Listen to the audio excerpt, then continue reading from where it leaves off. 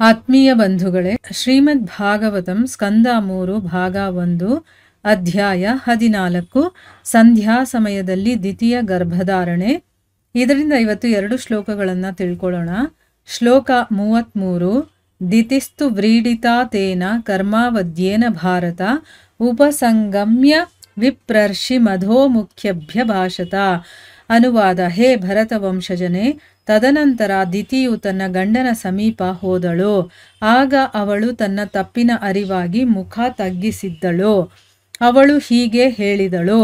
ಶ್ಲೋಕ 34. ದಿತಿರುವಾಚ ನಮೇ ಗರ್ಭ ಮಿಮಂ ಬ್ರಹ್ಮನ್ ಭೂತಾನಾಂ ವೃಷಭೋ ವಧೀತ್ ರುದ್ರ ಪತಿರ್ಹಿ ಭೂತಾನಾಂ ಯಸ್ಯಾ ಕರವಮಂಹಸಂ.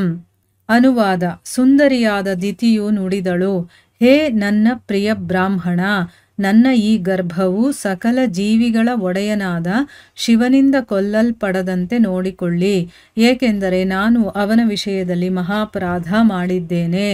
ಇವು ಶ್ಲೋಕಗಳು ಮತ್ತು ಅವುಗಳ ಅನುವಾದ. ಈಗ ಭಾವಾರ್ಥದ ಮೂಲಕ ನಾವು ಇದರ ಅರ್ಥವನ್ನು ತಿಳ್ಕೊಳ್ಳೋದಕ್ಕೆ ಪ್ರಯತ್ನ ಮಾಡೋಣ. ಓದ ಭಾಗದಲ್ಲಿ ನಾವೇನು ತಿಳ್ಕೊಂಡ್ವಿ? ಕಶ್ಯಪ ಮುನಿಗಳು ಸ್ನಾನ ಮಾಡಿ ಪ್ರಾಣಾಯಾಮ ಮಾಡ್ತಾ ತಮ್ಮ ವಾಕ್ ನಿಯಂತ್ರಣವನ್ನು ಮಾಡಿಕೊಂಡು ಶಾಶ್ವತವಾದಂತಹ ಬ್ರಹ್ಮಜ್ಯೋತಿಯನ್ನು ಕುರಿತು ಧ್ಯಾನಮಗ್ನರಾಗ್ತಾರೆ. ಮತ್ತು ತಮ್ಮ ಬಾಯಿಯೊಳಗಡೆ ಪವಿತ್ರ ಗಾಯತ್ರಿ ಮಂತ್ರವನ್ನು ಅವರು ಪಠನೆ ಮಾಡ್ತಾರೆ. ಈಗ ಮುಂದುವರೆದು ಹೇಳ್ತಾರೆ, ಹೇ ಭರತ ವಂಶಜನೆ. ಆಮೇಲೆ ದಿತಿ ಏನು ಮಾಡಿದ್ಲು ಅಂದರೆ, ಇಲ್ಲಿ ಮೈತ್ರೇಯ ಮಹರ್ಷಿಗಳು ಹೇಳ್ತಾ ಇರೋದು, ತನ್ನ ಗಂಡನ ಹತ್ರ ಹೋಗ್ತಾಳೆ. ಅವಳಿಗೆ ನಾನು ತಪ್ಪು ಮಾಡಿದ್ದೀನಿ ಅಂತ ಅವಳಿಗೆ ಗೊತ್ತಾಗಿ ತಲೆ ಬಗ್ಗಿಸ್ಕೊಂಡು ಹೇಳೋದಕ್ಕೆ ಶುರು ಮಾಡ್ತಾಳೆ. ಇಲ್ಲಿ ಭಾವಾರ್ಥದಲ್ಲಿ ಗುರುಗಳೇನು ಹೇಳ್ತಾರೆ ಅಂತ ತಿಳ್ಕೊಳ್ಳೋಣ. ಯಾರೊಬ್ಬರೇ ಆಗಲಿ ಹೇಯ ಕಾರ್ಯದಿಂದ ಲಜ್ಜಿತರಾದಾಗ ಸಹಜವಾಗಿಯೇ ಅವರು ತಲೆ ತಗ್ಗಿಸುತ್ತಾರೆ. ತನ್ನ ಪತ್ನಿಯೊಡನೆ ಹೇಯ ರೀತಿಯಲ್ಲಿ ಲೈಂಗಿಕ ಸಂಭೋಗದಲ್ಲಿ ತೊಡಗಿದ ನಂತರ ದಿತಿಗೆ ಅರಿವು ಮೂಡಿತು. ಅಂತಹ ಸಂಭೋಗ ವ್ಯಭಿಚಾರವೆಂದು ನಿಂದಿತವಾಗಿದೆ. ಅಂದರೆ ನೇಮ ವಿಧಿಗಳನ್ನು ಸರಿಯಾಗಿ ಅನುಸರಿಸದೆ ಸ್ವಪತ್ನಿಯೊಡನೆ ಸಂಭೋಗ ನಡೆಸಿದರೂ ಅದು ವ್ಯಭಿಚಾರಕ್ಕೆ ಸಮನಾದಂತೆಯೇ. ಇಲ್ಲಿ ಗುರುಗಳೇನು ಹೇಳಿದ್ದಾರೆ, ಯಾರಾದರೂ ಆಗಿರ್ಬೋದು, ಕೆಟ್ಟ ಕೆಲಸ ಮಾಡಿದ ಮೇಲೆ ಅವರಿಗೆ ನಾಚಿಕೆ ಆಗುವಂಥದ್ದು ಸಹಜ. ಆಗ ಅವರು ತಲೆ ತಗ್ಗಿಸ್ಕೊಂಡು ನಿಂತ್ಕೊಳ್ತಾರೆ. ಇದು ನಮಗೆಲ್ಲ ಗೊತ್ತಿರುವಂಥ ವಿಚಾರ ಅಲ್ವಾ. ಇಲ್ಲಿ ತನ್ನ ಪತಿಯ ಜೊತೆ ಕೆಟ್ಟ ರೀತಿಯಲ್ಲಿ ಲೈಂಗಿಕ ಸಂಭೋಗದಲ್ಲಿ ತೊಡಗಿದ ಮೇಲೆ ಅವಳಿಗೆ ಅಯ್ಯೋ ನಾನು ಮಾಡಿದ್ದು ತಪ್ಪು ಅನ್ನುವಂಥ ಜ್ಞಾನೋದಯ ಆಗಿದೆ ಅವಳಿಗೆ. ಅಂಥ ಸಂಭೋಗ ವ್ಯಭಿಚಾರ ಅಂತಲೇ ಅಂತ ಹೇಳ್ತಾರೆ. ಸೊ ಅದರಿಂದ ಎಲ್ಲರೂ ಅದನ್ನು ನಿಂದನೆ ಮಾಡ್ತಾರೆ. ಅಂದರೆ ನೇಮ ವಿಧಿಗಳನ್ನು ಸರಿಯಾಗಿ ಅನುಸರಣೆ ಮಾಡದೆ ತನ್ನ ಸ್ವಂತ ಪತ್ನಿಯ ಜೊತೆ ಕೂಡ ಸಂಭೋಗ ನಡೆಸಿದ್ರೆ ಅದು ಕೂಡ ವ್ಯಭಿಚಾರಕ್ಕೆ ಸಮ ಆಗುತ್ತೆ ಅಂತಂದ್ಬಿಟ್ಟು ಹೇಳ್ತಾರೆ. ಅಂದರೆ ಏನೇ ಕೆಲಸ ಮಾಡಬೇಕಾದ್ರೂ ಅಲ್ಲಿ ನೀತಿ ನಿಯಮ ನಿಬಂಧನೆಗಳು ಇದನ್ನೆಲ್ಲ ನಾವು ಫಾಲೋ ಮಾಡಬೇಕಾಗತ್ತೆ. ಇಲ್ಲ ಅಂತಂದರೆ ಈ ರೀತಿ ಆಗುತ್ತೆ ಅನ್ನೋದನ್ನ ಇಲ್ಲಿ ಹೇಳ್ತಾ ಇದ್ದಾರೆ. ಆ ದಿತಿ ಏನು ಮಾಡ್ತಾಳೆ, ಇವಾಗ ಹೇಳೋದಕ್ಕೆ ಶುರು ಮಾಡ್ತಾಳೆ. ಏನು ಹೇಳ್ತಾಳೆ? ನನ್ನ ಪ್ರಿಯ ಬ್ರಾಹ್ಮಣ, ಅಂದರೆ ತನ್ನ ಗಂಡನಿಗೆ ಇವಾಗ ಬ್ರಾಹ್ಮಣ ಆದರೂ ಇಂಥ ಕೆಲಸ ನನ್ನಿಂದ ಆಗೋಯ್ತಲ್ಲ ಅಂದ್ಬಿಟ್ಟು ಈಗ ಬ್ರಾಹ್ಮಣನಿಗೆ ಪ್ರಾರ್ಥನೆ ಮಾಡ್ಕೊಳ್ತಾ ಇದ್ದಾಳೆ. ನನ್ನ ಈ ಗರ್ಭ ಇದೆಯಲ್ಲ, ಇದು ಸಕಲ ಜೀವಿಗಳ ಒಡೆಯನಾದಂತಹ ಶಿವನಿಂದ ಅದು ಕೊಲ್ಲಲ್ಪಡದಂತೆ, ಅಂದರೆ ಅವನು ಇದನ್ನು ಏನು ಮಾಡಬಾರ್ದು, ಆ ರೀತಿ ನೋಡ್ಕೊಳ್ಳಿ, ಯಾಕೆಂದರೆ ನಾನು ಅವನ ವಿಷಯದಲ್ಲಿ ಮಹಾಪರಾಧ ಮಾಡಿದ್ದೀನಿ. ಅಂದರೆ ತನ್ನ ಗಂಡ ತನಗೆ ಅಷ್ಟೆಲ್ಲ ಬುದ್ಧಿವಾದ ಹೇಳಿದ್ರೂ ಕೂಡ ನಾನು ಅದನ್ನು ಒಪ್ಕೊಳ್ಳಿಲ್ಲ. ನಾನು ಮಹಾಪರಾಧ ಮಾಡಿಬಿಟ್ಟಿದ್ದೀನಿ ಶಿವನ ವಿಷಯದಲ್ಲಿ.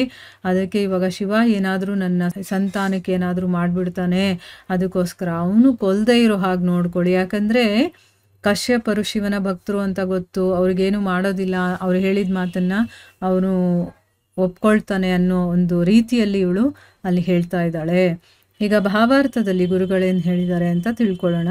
ದಿತಿಗೆ ತನ್ನ ತಪ್ಪಿನ ಬಗ್ಗೆ ಅರಿವಿತ್ತು ಹಾಗೂ ಅದನ್ನು ಶಿವ ಕ್ಷಮಿಸಬೇಕೆಂಬ ವಿಷಯದಲ್ಲಿಯೂ ಆಕೆ ಉತ್ಸುಕಲಾಗಿದ್ದಳು. ಶಿವನಿಗೆ ರುದ್ರ ಮತ್ತು ಆಶುತೋಷು ಎಂಬ 2 ಜನಪ್ರಿಯ ಹೆಸರುಗಳಿವೆ. ಆತ ಬಹಳ ಬೇಗ ಕೋಪಗೊಳ್ಳುತ್ತಾನೆ, ಹಾಗೆಯೇ ಅಷ್ಟೇ ಶೀಘ್ರವಾಗಿ ಶಾಂತನಾಗುತ್ತಾನೆ. ಶಿವ ಶೀಘ್ರವಾಗಿ ಕೋಪಗೊಳ್ಳುವುದರಿಂದ ತಾನು ಅಕ್ರಮವಾಗಿ ಪಡೆದ ಗರ್ಭವನ್ನು ಆತ ನಾಶ ಮಾಡಿ ಬಿಡಬಹುದೆಂದು ದಿತಿ ತಿಳಿದಿದ್ದಳು. ಆದರೆ ಆತ ಶೀಘ್ರವಾಗಿ ಸಮಾಧಾನಗೊಳ್ಳುವವನೂ ಆದ್ದರಿಂದ ಆತನನ್ನು ಶಾಂತಗೊಳಿಸುವಂತೆ ಶ್ರೇಷ್ಠ ಶಿವಭಕ್ತನಾದ ತನ್ನ ಬ್ರಾಹ್ಮಣ ಪತಿಯ ಸಹಾಯ ಕೋರಿದಳು. ಅಂದರೆ ದಿತಿಯು ತನ್ನ ಗಂಡ ನಿಯಮ ಮೀರುವಂತೆ ಪ್ರೇರೇಪಿಸಿದ್ದರಿಂದ ಆಕೆಯ ಬಗ್ಗೆ ಶಿವ ಕೋಪಗೊಂಡಿರಬಹುದು. ಆದರೆ ಶಿವ ಆಕೆಯ ಗಂಡನ ಪ್ರಾರ್ಥನೆಯನ್ನು ನಿರಾಕರಿಸಲಾರ. ಆದ್ದರಿಂದ ಆಕೆ ಕ್ಷಮೆಗಾಗಿ ಗಂಡನ ಮೂಲಕ ಕೋರಿಕೆ ಸಲ್ಲಿಸಿದಳು. ಆಕೆ ಶಿವನನ್ನು ಈ ರೀತಿ ಪ್ರಾರ್ಥಿಸಿದಳು.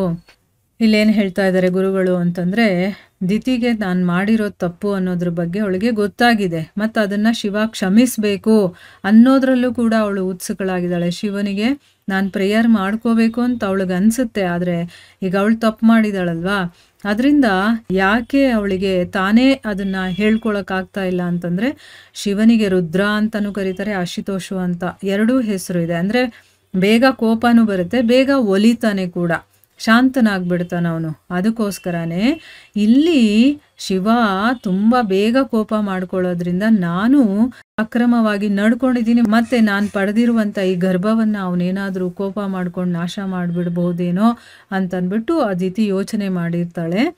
ಆದರೆ ಅವನು ಬೇಗ ಶಾಂತ ಆಗ್ತಾನೆ ಅನ್ನೋದು ಕೂಡ ಅವಳಿಗೆ ಗೊತ್ತಿರೋದ್ರಿಂದ ಅವನನ್ನು ಶಾಂತಗೊಳಿಸಿ ಅಂತಂದ್ಬಿಟ್ಟು ತನ್ನ ಶ್ರೇಷ್ಠ ಶಿವಭಕ್ತನಾದಂತಹ ತನ್ನ ಬ್ರಾಹ್ಮಣ ಪತಿಗೆ ಅವಳು ಕೇಳ್ಕೊಳ್ತಾಳೆ, ದಯವಿಟ್ಟು ನೀವು ಶಿವ ಶಾಂತನಾಗೋ ಹಾಗೆ ನೀವು ಕೇಳ್ಕೊಳ್ಳಿ ಅಂತಂದ್ಬಿಟ್ಟು. ಅಂದರೆ ಇಲ್ಲಿ ದಿತಿನೇ ತನ್ನ ಗಂಡನಿಗೆ ಅವನು ದಾರಿ ತಪ್ಪುವ ಹಾಗೆ, ನಿಯಮವನ್ನು ಮೀರುವ ಹಾಗೆ ಪ್ರೇರೇಪಣೆ ಮಾಡಿದ್ರಿಂದ ಅವಳ ಬಗ್ಗೆ ಶಿವ ಕೋಪ ಮಾಡ್ಕೊಂಡಿರಬಹುದು ಅಂತ ಅವಳು ಯೋಚನೆ ಮಾಡಿ ತನ್ನ ಗಂಡನ ಒಂದು ಪ್ರಾರ್ಥನೆಯನ್ನು ನಿರಾಕರಣೆ ಮಾಡೋದಿಲ್ಲ ಶಿವ. ಯಾಕೆಂದರೆ ಅವನು ಶ್ರೇಷ್ಠ ಶಿವಭಕ್ತನಾಗಿದ್ದ, ಅದಕ್ಕೋಸ್ಕರ ಅವನ ಮಾತನ್ನು ನಿರಾಕರಣೆ ಮಾಡೋದಿಲ್ಲ ಶಿವ ಅಂತಂದ್ಬಿಟ್ಟು ಅವಳೇನು ಮಾಡ್ತಾ ಇದ್ದಾಳೆ, ಕ್ಷಮೆಗೋಸ್ಕರ ಗಂಡನ ಮೂಲಕ ಕೋರಿಕೆಯನ್ನು ಅಲ್ಲಿ ಸಲ್ಲಿಸ್ತಾ ಇದ್ದಾಳೆ. ಡೈರೆಕ್ಟಾಗಿ ಶಿವನ ಹತ್ರ ಹೇಳ್ಕೊಳ್ಳೋದಕ್ಕೆ ಅವಳಿಗೆ ಆಗ್ತಾ ಇಲ್ಲ. ಅದಕ್ಕೋಸ್ಕರ ತನ್ನ ಗಂಡನಿಗೆ ನೀವು ಪ್ರಾರ್ಥನೆ ಮಾಡ್ಕೊಳ್ಳಿ ಅಂತಂದ್ಬಿಟ್ಟು ಅವನಿಗೆ ಹೇಳ್ತಾ ಇದ್ದಾಳೆ. ಈ ರೀತಿ ಅವಳು ಶಿವನನ್ನು ಪ್ರಾರ್ಥನೆ ಮಾಡ್ಕೊಳ್ತಾ ಇದ್ದಾಳೆ. ಅಂದರೆ ಏನು, ತನ್ನ ತಪ್ಪಿನ ಅರಿವಾಗಿದೆ, ಮತ್ತು ತಾನೇ ಡೈರೆಕ್ಟಾಗಿ ಹೇಳೋಕ್ಕಾಗದೆ ತನ್ನ ಗಂಡನ ಮೂಲಕ ಅವಳು ಶಿವನಿಗೆ ಪ್ರಾರ್ಥನೆಯನ್ನು ಮಾಡ್ಕೊಳ್ತಾ ಇದ್ದಾಳೆ ಅಂತಂದ್ಬಿಟ್ಟು ಇಲ್ಲಿ ಹೇಳ್ತಾ ಇದ್ದಾರೆ. ಸೊ ಇಲ್ಲಿಗೆ ನಾವು ನಿಲ್ಲಿಸೋಣ. ಹರೇ ಕೃಷ್ಣ.